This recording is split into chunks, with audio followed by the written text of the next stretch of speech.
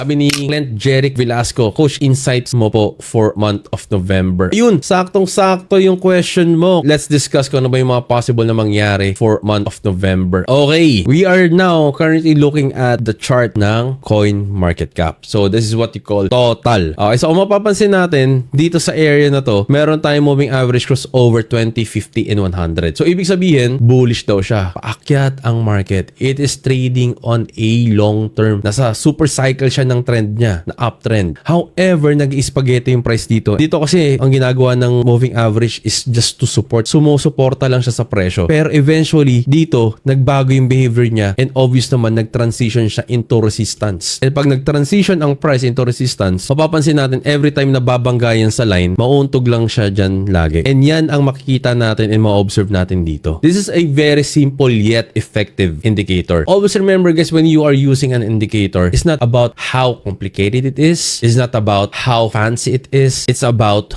how effective it is. Kailangan lahat ng ginagawa natin sa trading, it has to be intentional. Because if it's not intentional, then what's the purpose? So dito, we are intentional of using our moving average para makita agad natin kung ano ba yung ginagawa ng price. Papunta na ba siya doon sa downside or still moving on the upside? But apparently, dito sa case na to, it's moving on the downside na. And every time na untog na yung price dito, bumabalik na siya papunta sa baba. Dati kasi, every time na untog siya dito, umaakyat siya. So this is something that we can consider what will happen on the month of November. Pero since the price doesn't move on a straight line, babalik at babalik pa rin naman yan dyan. However, yung magiging direction niya overall can be on the downside. But siguro kung may mga magandang news na mangyari and there will be another set of buyers who will invest in Bitcoin, siguro magbago isip ng institutional because based on the data of CoinGlass, yung institutions daw, tapos na sila magbenta ng Bitcoin nila around this level. So ibig sabihin, nasa distribution phase na tayo. And yung declining, mag-i-start yan once na ma-break natin tong level na to. Kaya ito yung kakaabang-abangan natin sa November. Tapos samahan pa ng announcement ni Powell. Nung sinabi kasi ni Powell na there is no promise of further cuts, ang meaning nito, yung US Federal Reserve daw isn't guaranteeing any more interest rate reduction after ng current na meron tayo ngayon. So in short, hindi pa sila sure kung babawasan ulit nila ang rate sa December o sa mga susunod na buwan. And kung tatanungin nyo paano tayo maapektuhan nito, kasi when the Fed doesn't commit to more rate cuts, yung US dollar will tend to stay strong. So for OFW, this is a good news in short term. Kasi mas mataas ang value ng mga remittances, lalo na kung nagpapadala kayo sa Pilipinas. But on the other hand, for traders and investor, it can also mean slower movement sa market. Kasi ito yung hinintay natin kung itutuliban talaga nila yung quantitative tightening, tatanggalin na nila yung quantitative tightening para ma-stimulate ulit yung market. Pero hindi pa talaga sure eh. One good example nito is last month nung nagkaroon tayo ng Fed rates cut para ma-boost yung economy natin. So maraming nag-expect na magkakaroon tayo ng another cut this December to make things easier for borrowing and investing. However, nung sinabi na Powell na no promise of further cuts, parang sinabi niya na wag muna kayo mag-assume. So dito, nag-isagad ng mga tao na okay, wag daw muna tayo mag-assume. So ibig sabihin, walang mababago. Benta muna tayo. Kaya bumagal ulit yung excitement ng market. Hindi ulit siya naging exciting for traders and investors. Kung titignan din natin yung peso value natin, peso to dollar, yung dollar mas naging strong pa and humina yung peso natin. So yun ang lagay natin with our market condition